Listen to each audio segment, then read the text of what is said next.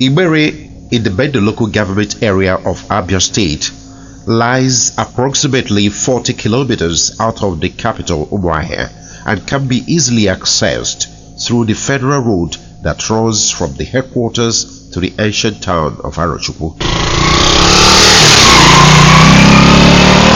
Though some of his people can today be found in the big cities holding their own in various sectors of the economy, Igbere is principally an agrarian community with a sizable percentage of its population involved in subsistence farming. Enterprising and resourceful in nature, Igbere indigenes can actually be found in different parts of the world, engaged in legitimate endeavors that impact their host communities and add value to the countries they live in. Igbere Pastors International, a global organization peopled by the indigenes of the community laboring in the Lord's vineyard in many parts of the world, is one such group that is bringing spiritual succor to humanity and showing concern for the plight and welfare of his native Igbere in Nigeria.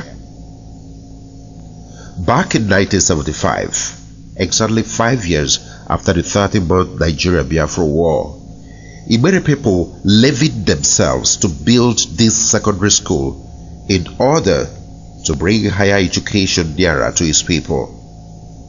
Named Igbere Secondary School, the institution was the pride of his people, representing their spirit of doggedness and communality, symbolizing their love for Western education. Sadly, 41 years after it was established, the lofty dreams of its founders have been eroded and replaced by the sad realities of abandonment and dilapidation. It is a sad story indeed. The school that once was described as expansive and beautiful has now become ugly and neglected, a ghost of its former self. All the buildings are in different stages of decay. Rainfall, which is seen as a blessing elsewhere, is a dreaded phenomenon around here because of the misery that comes with it. When it rains, the rooms are flooded and the students drenched to the marrows. In most cases, it is either that the roofs are leaking or that they have caved in. Some of the buildings have also had their roofs completely blown off and the students compelled to study under very harsh conditions. The situation is such that, except help comes urgently, the structures may soon begin to collapse. The chemistry, biology and physics laboratories are in a terrible state, and virtually everything in there destroyed by the rains since the roofs are either not there anymore or have fallen in. Curiously, the students have continued to study in the dilapidated buildings despite the dangers they are exposed to. Worst affected among these young and determined scholars are the science-inclined students, some of whom have cried out that their dreams of becoming doctors, engineers and scientists are being threatened by the pathetic situation in which they study. We are having a lot of problems in this school. If rain falls now, the rain will disturb the teachers and also the students. They will not be comfortable when they are learning. That is, they will not concentrate because of the rain problem. Water will always come and disturb the students when learning. Even the lab, the computer lab, water disturbs too much there. The computers there are not working because of the water problem. I will ask for them to come and help us to renovate the school roofs and especially the laboratory, because we are having a greater problem. That is, we are more disturbed in this laboratory problem because there is no practical carrying on in this school again.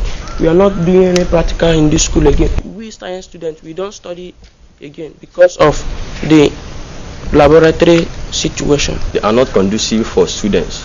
Even the school building, the upstairs roof has been destroyed, so it makes water to sink down where students are learning, under the downstairs. So sometimes it makes water to drip down there while lessons are going on. So the school building is not conducive for students. At the moment, the students' population has drastically reduced. Boarding facilities no longer exist here, and though they've been overgrown with weeds, the dilapidated buildings still stand as a sad reminder of the glorious past. If I continue to be in this school, I don't think that I can be an electrical engineer, because there is no equipment, that is, there is nothing that we use to do practicals in this school that will help me. Even all these things that are here, they all are spoiled.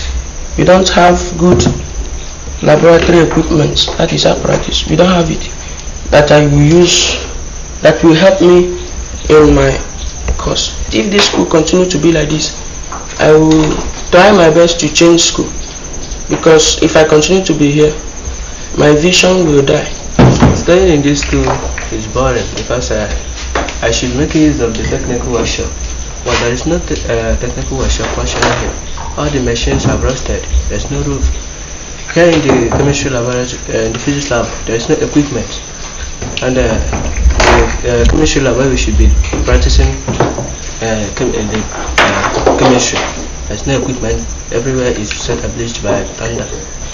I would like the government, the individuals, to help us with a standard laboratory and a standard technical workshop that we can be carrying out practically effectively in this school. I want to be a medical doctor. Facilities in this lab is not enough for the students, and I don't think making use of the facilities will lead me to the level I want to see myself in the future. The expansive and beautiful compound has been taken over by weeds, and in some places the grasses are even taller than the buildings.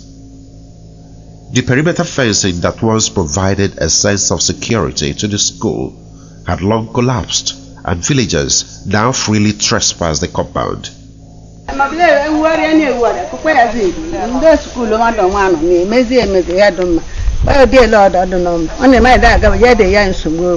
This structure once served as the school library, but today it has become home to reptiles and rodents. As a result of the pathetic situation here, the vice principal of the school, Mr. Chukwu, makes a passionate appeal to the state government, the Igbere community, the Old Students Association of the institution, and well-meaning individuals to come to the rescue, warning that unless help comes, the school may soon cease to exist. When I came here in 2008, there was no dormitory here. But the current principal now, Mr. Kuribe, he wanted to initiate a boarding system. We invited people in the office, the zonal board, Dr. Tuko, who is the SMB zonal board there. He came with his men. We moved them around. We went there and showed them the area where we would like the boarding to establish. Since they went back up to now, we've not had anything concerning that. We went there and showed them some of the dilapidated buildings over there. We have been appealing to the government and also the spirited individuals. We have also invited the PTA. We took them round, they saw everything up till now.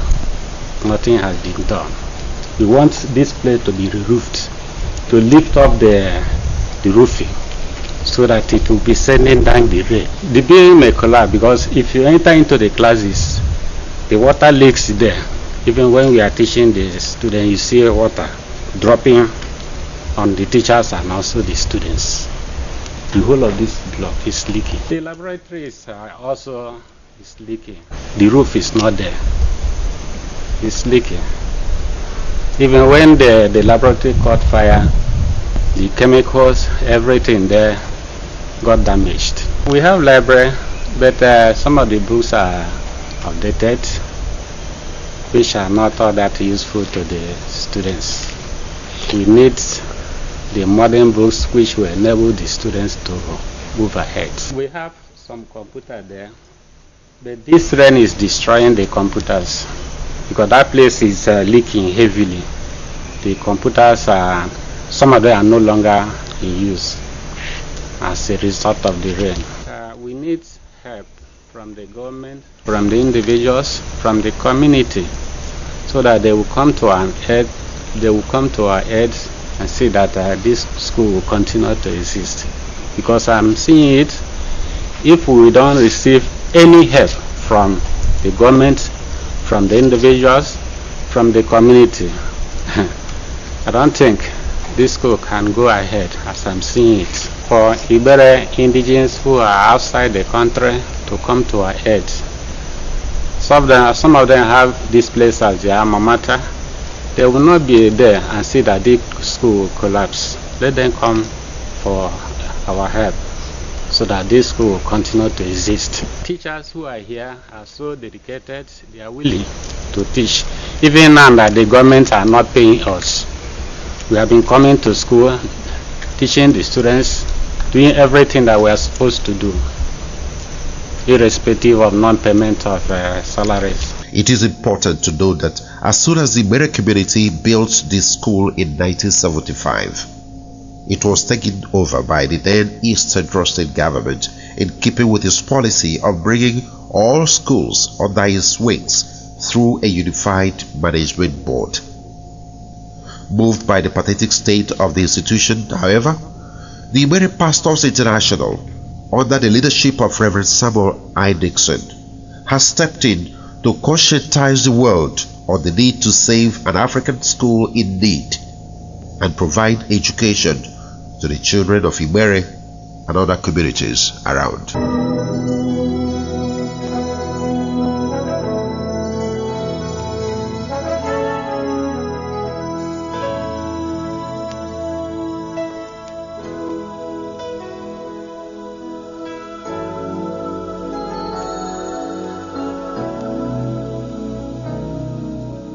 There comes a time when we heed a certain call, when the world must come together as one.